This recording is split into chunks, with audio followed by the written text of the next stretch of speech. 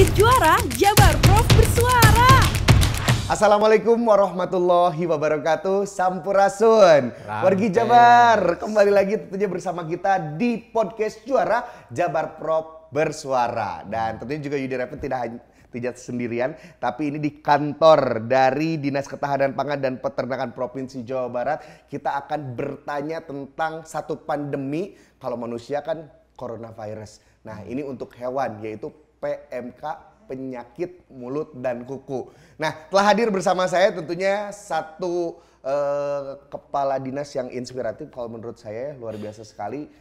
Enaken gitu kalau ngobrol gitu ya. Beliau adalah Bapak Dr. Andes Haji Muhammad Arifin Sujaina MM. Apa kabar Pak? Damang Pak? Alhamdulillah. Waalaikumsalam tadi ya Kang Yudi. Iya. Jadi mun teu aya PMK mah jigana moal ka dia. Ya karena ada PMK aja kita mana abdi di sumpingan ya. Teman-teman podcast Jabar Juara kan gitu. Okay. Alhamdulillah sehat dan kemudian juga dalam rangka PMK ini pun juga kita siap siaga. Luar biasa. Menjelang Idul Kurban. Nah, ini dia Idul Adha gitu Pak. Tapi kalau misalnya kita boleh flashback nih Pak, nih bagaimana sih kondisi hewan ternak di Jabar ketika PMK melanda, dan ini awalnya seperti apa Pak PMK bisa masuk ke Jawa Barat gitu? Ya, itulah jadi Allah sudah menakdirkan ya. Jadi saya dulu sebelum ke Dinas Ketahanan Pangan ngurus divisi logistik. Di mana di COVID. Ayeuna ngalih ka dieu, aduh. Karek ge genep bulan kan gitu di pasihan PMK. Oke, challenge siapa ya? Iya, pikir saya PMK teh peraturan Menteri Keuangan ya. Bukan namanya penyakit mulut dan kuku. Jadi kejadiannya posisinya itu kita tuh tanggal 5 Mei itu teh masih pada posisi cuti ya. Cuti lebaran. Masih betul. Cuti lebaran. Kita dapat informasi tuh dari grupnya dinas yang membidangi peternakan seluruh Indonesia. Bahwa di Jawa Timur sudah ada 3 kabupaten yang ditetapkan sebagai wabah dari PMK. Oke, awalnya dari Jawa Timur. Nah, kita kemudian tanggal 5. Akhirnya kita konsolidasi tuh tanggal 5 teh. Konsolidasi walaupun libur ke kantor cek saya teh kan gitu. So kumaha. Akhirnya ketemulah dari Garut ada laporan bahwa ada sapi yang bergejala klinis yang memang seperti PMK. Jadi gejala klinisnya teh hampir sami Kang. Sama COVID, naon panas. Hewan juga bisa demam Pak? Tahnya kan gitu. Terus ari cik saya teh kumaha teh cara ngukurna? Pakai termometer gang. Sama. Di nu naonna tarangna teh. Enggak cenah. Di kuping. Kalau hewan tuh di kuping. Jadi akan kelihatan, dan memang kalau sabaraha sih panasnya.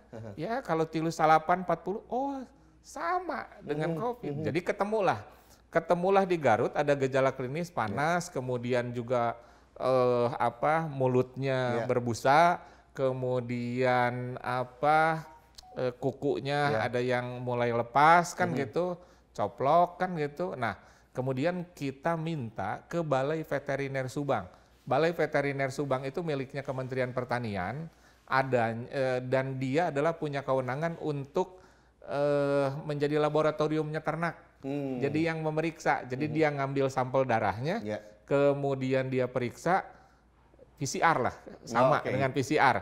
Nah, kemudian baru hari ketiga baru keluar, positif PMK. Jadi yang Jadi, pertama di Jawa Baratnya di Garut Pak? Atau aya naon ya Paknya sapi di Garut ke Jawa Timur gitu? Bukan. Jadi setelah kita tracing ieu teh aya deui testing, tracing, sama tracking COVID kan itu sama seperti COVID. Ya ampun. Jadi kemudian kita penasaran kan, ieu di mana kan gitu. Kemudian kita tanya si peternak itu, iya di mana asalnya sapi iya kan gitu. Nah, kemudian dia bilang bahwa saya beli dari Pasar Hewan Manonjaya. Kemudian kita tanya ke Pasar Hewan Manonjaya, ini dari mana? Cenah Pak, iya teh di Jawa Timur. Ketahuan langsung kan. Jadi testing tracing itu memang benar dan kita lakukan. Nah, itu teh asalnya Garut teh cuman 200-an gitu ya, 200 ekor. Ada sapi potongnya, ada sapi perahnya. Ada laporan lagi tuh ke Sistem Informasi Kesehatan Hewan Nasional, ISIKNAS namina, itu punyanya Kementerian Pertanian. Cenah di Tasik aya, cenah gitu. Kemudian di Banjar aya, cenah di Kota Banjar. Kita periksa lagi, tim Balai Veteriner itu juga turun lagi, ngambil sampel darah, kemudian di PCR deui, kemudian diperiksa, ya positif deui, tilu. Jadi pertama itu bulan Mei itu tanggal 8, 9, 10 lah, itu teh ketahuan di 3 kabupaten positif. Nah jadi dari mulai waktu itu sekitar 300-400-an lah kan gitu ya di 3 kabupaten kota itu sampai sekarang tanggal 23 per hari kemarin udah 27.000. 27.000. Baik, bayangin ya data tepatnya mah ada tapi sekitar 27.000. Ya. Kalau kita ngelihat sekarang itu tanggal 24 ya. 24 kemudian mulai anggap tanggal 10 Mei lah. Berapa lama? Cuman sebulan setengah. Sebulan setengah dari 3 kabupaten sekarang sudah 25 kabupaten kota. Waduh, betul nah, ya. Jadi itulah pergerakan yang namanya PMK ini menular sangat cepat di ternak. Hanya saya mohon ingatkan bahwa PMK ini tidak nular ke manusia, tidak zoonosis gitu. Jadi kalau di peternakan ada istilahnya zoonosis yaitu menular ke manusia. Nah ini tidak zoonosis, jadi tidak menular ke manusia. Jadi aman. Hanya manusia itu bisa menjadi carrier. Pembawanya. Pembawa itu dalam apa? Dalam tadi si peternak nih, dia naon teh maraban, dia masihan vitamin.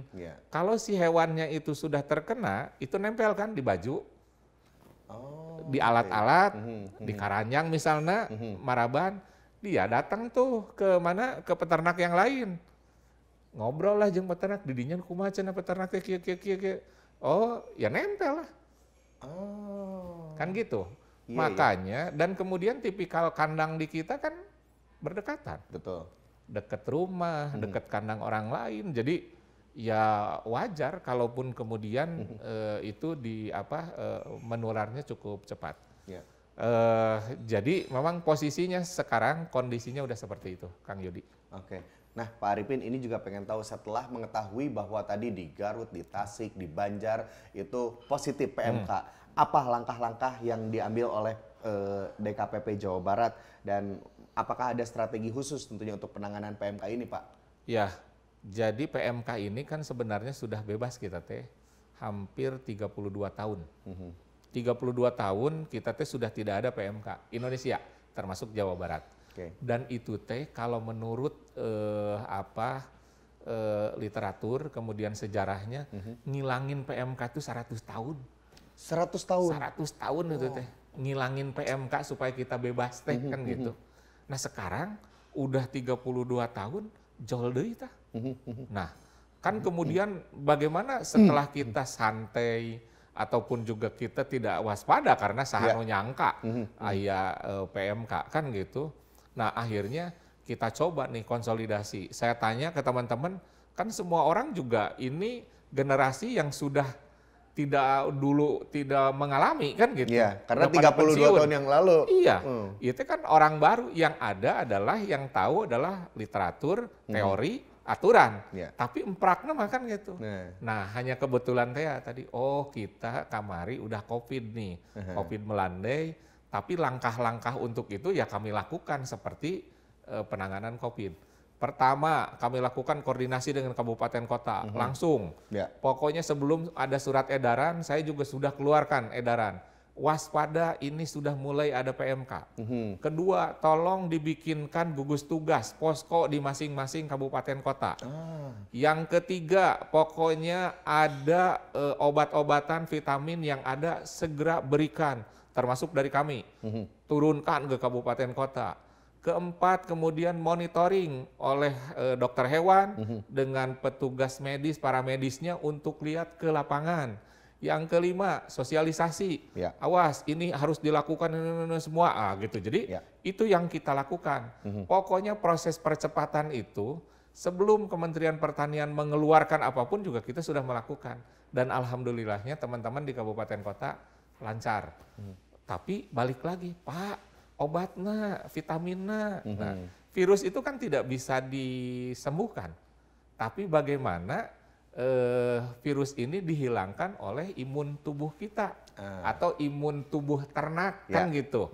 Jadi kumaha carana wawalan we tah aya nuku koneng cenah, aya nuku madu, aya nuku lemon cenah, pokoknya wal supaya apa? Mereka mau makan. Karena salah satu masalahnya kan di mulut. Mulutnya kemudian rusak sampai lidahnya itu bisa copot loh. Kan kalau di lidah tuh ada yang putihnya di atasnya. Betul. Nah itu cecoplok. Walah. Nah, jadi seperti naon teh istilah nama barusuh. Barusuh sariawan jadi gitu ya. dia tidak mau makan. Kalau tidak mau makan leles paeh. Kan gitu. Nah, makanya si peternak kan investasi itu oleh mereka. Di wawalan we ku jeruk cenah. Wah, jadi itu kabayang peurihna kan gitu ya. Jelema bisa ngomong, Arisato. Ya kan nggak bisa kan gitu hitungannya. Nah, tapi akhirnya kita lakukan itu semua konsolidasi dan mulai ada sekarang itu tingkat kesembuhan di angka 30-35%. Jadi mulai sembuh kan gitu. Itu kan. Itu gara-gara obat yang dikasih atau? Termasuk obat. Termasuk obat karena bagaimana kemudian kalau kita terserang atau sapi terserang itu antibodi itu di hari ke-6, hari ke-7 sebenarnya udah keluar. Udah mau gitu. Asal tadi dicekokkan ya kan, dicekok oleh makanya hitungannya kalau mereka mau makan itu 2-3 hari pun juga sebenarnya udah bisa ini lagi. Udah sebenarnya sembuh virus lagi ini gitu. Ya kita aja kena virus kan gitu ya COVID gitu. Betul. Makan we cenah dengan obat vitamin dengan naon kan sehat deui kan. Oke, jadi harus ada aktif dari peternaknya ya Pak ya? Akhirnya itu. Oke. Nah, ini penasaran Pak kalau tadi kan penyakit mulut dan kuku. Tadi kan mulutnya rusak, nggak mau makan. Nah, kalau kukunya gimana sih Pak? Coplok. Oh, sama juga? Coplok. Kukunya teh kan ini teh PMK ini menyerang kepada hewan-hewan yang berkuku 2 genap. Jadi si kukunya itu coplok gitu. Coplok. Jadi sapi perah, sapi potong, domba, kambing, kerbau, babi. Nah itu yang terkena PMK. Yang lain mah enggak. Ke unggas enggak. Enggak akan ke mana, ke hewan kesayangan juga enggak, ke kuda juga enggak. Gitu. Tapi bisa jadi carrier itu tadi. Enggak, kalau manusia yang bisa jadi manusia. Oke. Oke. Nah, ini Pak kalau misalnya COVID nih, kita kan divaksin ya Pak ya. Nah, kalau misalnya hewan ternak kena PMK, divaksin juga nggak Pak? Nah, salah satunya vaksin itu adalah untuk memperkuat kita kan. Memperkuat kita divaksin supaya teu beunang ku COVID. Betul. Sama. Jadi perlakuannya hewan pun juga kalau yang sudah terkena mah itu tidak harus divaksin, tapi nunggu 6 bulan. Setelah mereka kena, kemudian sembuh, tunggu 6 bulan. Karena antibodinya kan udah keluar. Sama seperti kita pun juga kalau di COVID kan gitu. 6 bulan baru kita melakukan vaksin. Vaksin itu sekarang diberikan kepada yang sehat. Nah, kita sudah melakukan penyuntikan vaksin. Kemarin kita dikirim 1.600 dosis. Kita sudah lakukan penyuntikannya perdana oleh Pak Gubernur Jawa Barat di Tanjung Sari, di mana Kabupaten Sumedang. Udah dilakukan 1.600 di 5 kabupaten kota. Kemudian hari kemarin kita di dropping lagi dari pusat 111.900.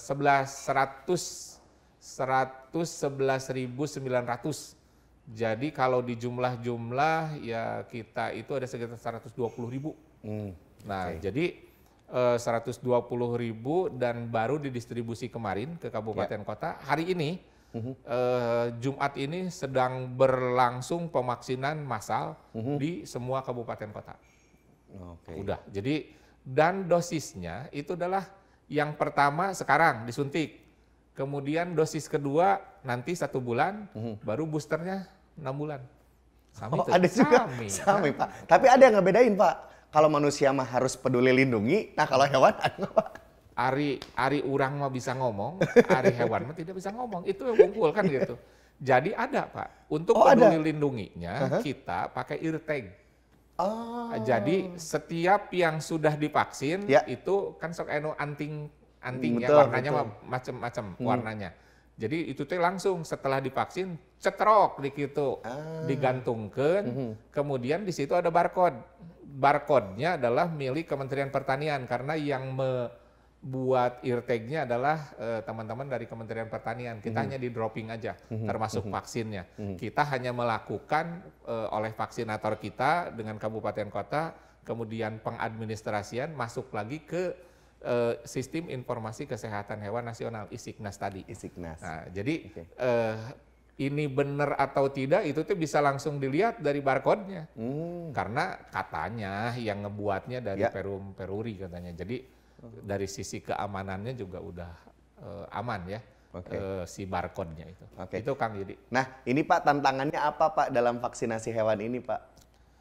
Tantangannya sebenarnya karena ini mendadak ya, semua harus konsolidasi. Kita harus cek vaksinatornya. Kita harus mengkonsolidasi karena dokter hewan kita sedikit. Kemudian para medis kita pun juga terbatas. Kemudian rantai dinginnya karena vaksin ini sama harus di bawah minus 8 derajat. Jadi kan harus di dalam cool box yang seperti itu. Kemudian juga lokasi. Kan peternak berjauhan. Kalau kita manusia datanglah ke puskesmas ini atau apa, kan hewan mah kita yang harus datang ke kandang-kandang ternak kan gitu. Nah itu harus bisa konsolidasikan. Akhirnya kita kerjasama dengan Perkumpulan Dokter Hewan Indonesia dengan Asosiasi Obat Hewan Indonesia termasuk perguruan tinggi. Ada Fakultas Peternakan, ada Fakultas Kedokteran khusus kedokteran hewan di Universitas Padjadjaran. Jadi kita konsolidasikan dan kita siap. Jadi yang kemarin kita hampir 120.000 ini udah kita jalan semua. Dan kita diberi batas waktu cuma 4 hari loh oleh kementerian. Ya lah sok pokoknya mah ke kabupaten kota ini lakukan supaya nanti kita dikirim lagi vaksin yang kedua. Karena Kementerian Pertanian janji nih 2,2 juta lagi sedang dalam proses dan kemudian setelah itu dikirim. Nah kemarin juga kan Jawa Barat sudah melepas tenaga kesehatan hewan Pak. Nah pengen tahu dong Pak tugasnya apa nih Pak nakes hewan ini? Ya, nah jadi kita ini kan sekarang adalah pada posisi H-16 ke Idul Kurban tanggal 9 Juli. Nah kita kan harus prepare semuanya. Satu, si para petugas kesehatan hewan yang kita tugaskan ke lapangan itu adalah pertama penanganan dulu PMK. Penanganan PMK kan tetap harus dijaga jangan sampai kemudian itu terus menular. Itu Kang Yudi karena itu tadi cepatnya tadi kan. Yang kedua si petugas kesehatan hewan pun juga dia turun ke lapangan untuk memonitor kesehatan hewan khususnya ternak tadi domba, sapi, kambing gitu untuk Idul Kurban. Bahwa yang akan dijadikan hewan kurban itu dalam kondisi sehat. Kan gitu. Kemudian yang ketiga, para petugas kesehatan atau khususnya dokter hewan, itu pun juga diturunkan untuk komunikasi, informasi, edukasi, sosialisasi. Bahwa ini hewan teh begini, kemudian nanti kalau misalnya penyembelihan pada saat kurban harus sesuai SOP, harus seperti ini, kan gitu. Betul. Nah, itu dilakukan karena masih ada pemberitaan, masih ada kemudian juga informasi yang menyebutkan hewan yang terkena PMK kemudian dagingnya tidak boleh dimakan. Itu teh hoak. Nah ini baru tahu cerita nih. Itu. Jadi karena sifat PMK ini tidak menular ke manusia, daging itu bisa dimakan hanya dengan perlakuan. Apa perlakuannya? Kan gitu. Yaitu tadi kalau dagingnya tidak dimasak hari ini itu tinggal dilayukan digantung seperti daging domba munrek di sate kan gitu layukan 1 malam itu virusnya mati. Kalaupun juga tidak dilayukan masukkan aja ke freezer. Jadi kalau dalam bentuk sudah seperti es gitu, Frozen itu ya? frozen, mati juga kan gitu. Kemudian yang berikutnya adalah dikulub, direbus, dijadikan sop, atau itu aman, mati kok, digoreng, dibakar juga aman. Nah jadi itu yang pertama ya, dalam artian bahwa aman untuk dikonsumsi dan tidak akan menular. Jadi disosialisasikan oleh dokter hewan. Kan pasti nurut ya, urang oge ari ka dokter mah kudu kieu. Nah, sarua dokter hewan juga kan mereka punya kapasitas untuk itu. Kemudian yang keempat, si para petugas pendamping ini juga petugas kesehatan mendampingi masyarakat di lapangan. Yaitu tadi mau kurban, mau penanganan PMK, kan beda. Peternak juga kalau yang datangnya dokter hewan mah oh ya nurut. Kadang-kadang maranehna teh sok cenah kumaha ceuk urang we gitu. Enggak, padahal mah itu dilakukan. Nah, itu yang dilakukan yang kemarin dilepas oleh Pak Gubernur Jawa Barat. Jadi penanganan PMK dan termasuk juga untuk monitoring pemeriksaan hewan-hewan yang akan dijadikan kurban. Itu Kang Idi. Oke, apakah ada titik-titik khusus Pak yang mendapatkan perhatian khusus untuk monitoring dan sebagainya menjelang Idul Kurban ini? Yang monitoring yang memang dilakukan adalah sekarang ke para penjual hewan kurban. Kan sekarang sudah mulai berjamur ya tuh, di mana-mana kan. Karena memang kita menghimbau kepada para pedagang ini, kalau dia memasukkan hewan kurban dari daerah hijau, dari luar provinsi, itu jangan terlalu lama. H-7 mereka baru bisa masuk. Dari luar provinsi misalnya. Kemudian dia kirimkan hewannya kepada yang membeli DKM, di masjid, di mana-mana kan gitu. Itu H-1 supaya besoknya langsung dipencit kan gitu. Jadi jangan terlalu lama karena khawatir tadi. Kan kita nggak pernah tahu orang siapapun juga yang datang, dia pernah datang ke peternakan, yang itu bisa carrier lagi kan gitu. Itu satu yang pertama. Kemudian kedua adalah titik yang kita sekarang sedang fokuskan adalah peternakan sapi perah. Kenapa sapi perah? Karena sapi perah itu sekarang yang paling banyak. Jadi dari jumlah yang tertular itu sekitar 60%-an itu sapi perah. Dari 27.000 itu Pak? Dari 27.000 itu. Tapi ada tingkat kesembuhan 30% kan dari 27.000. Nah, kenapa kemudian sapi perah? Sapi perah itu tipikal kandangnya juga koloni, berdekatan dengan rumah, dengan peternakan kan gitu. Nah, makanya itu yang kemudian diberikan vitamin, obat supaya mereka kuat. Dan produksi susunya jadi berhenti. Jadi kan dua ya, kalau sapi potong mau dipotong ngungkul kan gitu. Ari sapi perah mah dia setiap harinya kan diperes dah. Di mana diambil susunya. Kalau biasanya dia 20 liter per ekor per hari, itu sekarang mah hanya sekitar 4 liter. Jadi cuma drastis 20%. Ya Pak ya? Drastis, malah ada kalau yang sudah parah mah bisa sampai dengan 0 liter. Nah, gitu. Jadi, tapi Pak kalau misalnya susu itu yang diperah dari hewan yang terkena PMK itu? Aman. Aman Pak? Aman. Daging aman, produk susu juga aman, kemudian olahan juga aman.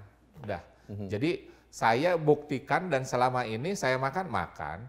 Sosialisasi makan sate saya sudah lakukan dengan Pak Menteri waktu itu di mana, di Sate Marangi, di Purwakarta, aman-aman dan mungkin udah hampir 1 bulan sehat-sehat kan gitu. Jadi jangan khawatir lah. Kemudian juga udah ada tips, kemudian apapun juga sosialisasi bahwa yang namanya produk hewan, khususnya daging gitu dan kemudian susu itu aman. Nah, kalau misalnya ini Pak, jelang Idul Adha ini, tadi masih ngobrolin Idul Adha nih atau Idul Kurban, ini bagaimana sih Pak ketersediaan hewan kurban di Jawa Barat Pak sekarang ini? Ya, jadi kalau kita melihat data dari kabupaten kota, sementara ini memang masih ada kekurangan, khususnya untuk sapi dan kambing. Kalau domba kita berlebih, karena sentranya domba di Indonesia dari Jawa Barat. Kalau sapi memang kita kebutuhannya adalah dari biasanya Jawa Tengah, Jawa Timur, karena sekarang mereka sudah wabah, jadi kan lalu lintasnya udah diberhentiin tuh, karena dia daerah merah. Kita datang sekarang dari daerah hijau, dari Bali. kemudian dari NTT. Nah itu sudah mulai masuk dengan catatan tadi H-7 mereka masuk kan gitu. Kemudian ke mana? Ke tempat-tempat penampungan, kemudian nanti untuk distribusinya H+1. Kalau kambing biasanya sama, kita pun juga dari daerah-daerah timur, hanya domba lah. Itu pun juga kekurangannya tidak terlalu banyak kok, mungkin sekitar 20%-an. Saya rasa pas nanti H-7 mah insya Allah kebutuhan hewan ternak di Jawa Barat terpenuhi. Alhamdulillah. Jadi aman ya wargi Jabar ya. Nah mungkin Pak boleh wargi Jabar dikasih tips and trick mungkin bagaimana untuk wargi Jabar yang ingin tetap berkurban di wabah PMK ini Pak. Oke, jadi yang perlu saya sampaikan kepada masyarakat Jawa Barat bahwa betul di Jawa Barat wabah PMK ini ada. Dan tadi itu saya sudah sampaikan bahwa sudah 25 kabupaten kota. Tapi masyarakat tolong tenang karena pemerintah sudah hadir. Pak Gubernur Jawa Barat, Pak Ridwan Kamil sudah memerintahkan khususnya kepada Dinas Ketahanan Pangan dan Peternakan untuk mengawal dan tidak mau ada chaos di dalam rangka kurban ini. Nah untuk itu kita sudah melakukan upaya baik itu dengan kabupaten kota, dengan unsur-unsur yang terkait, khususnya tadi PDHI dengan ASOHI, juga dengan GKSI kita melakukan upaya-upaya untuk supaya lokalisir. Jadi PPKM mikro lah. Jadi SAMI PPKM mikro bahwa tolong kabupaten kota jaga desanya, jaga kecamatannya. Karena kalau penyebaran secara desa dan kelurahan kita itu hanya 10%. Jadi kalau jumlah desa kelurahan 6.000, kita baru 600 desa. Dan kita berharap berhenti di situ. Udah tidak nambah lagi. Dan insya Allah dengan kami tambahan anggaran untuk obat-obatan, vitamin dan macam-macam kita sudah lakukan pengadaannya, kita sudah distribusikan ke kabupaten kota, masyarakat insya Allah aman. Vaksin pun juga akan terus berdatangan dari kementerian dan itu pun juga kita sudah lakukan. Yang penting kalaupun juga butuh misalnya informasi ataupun juga kekhawatiran ada kasus di lapangan, bisa menghubungi dinas yang membidangi peternakan di kabupaten kota ataupun juga ke hotline center kami yaitu di 0813 9447 8396. Jadi hotline center kita ada di Dinas Ketahanan Pangan dan Peternakan Provinsi Jawa Barat. Insya Allah kami akan membantu masyarakat Jawa Barat dan menenangkan pada saat pelaksanaan Hari Raya Idul Adha tahun 2022 ini. Itu Kang. Oke, luar biasa. ini whole package information yang didapat dari Pak Kadis, luar biasa sekali. Jadi ada hotline-nya juga dan tentunya juga ada poskonya juga ya Pak ya. Juga. Ini sampai hari Minggu juga kerjanya ya. Pokoknya Sabtu Minggu kita masih ada. Jadi kalaupun juga mau tanya mau apapun juga mangga silahkan. Dan semua data itu satu data dari Sistem Informasi Kesehatan Hewan Nasional.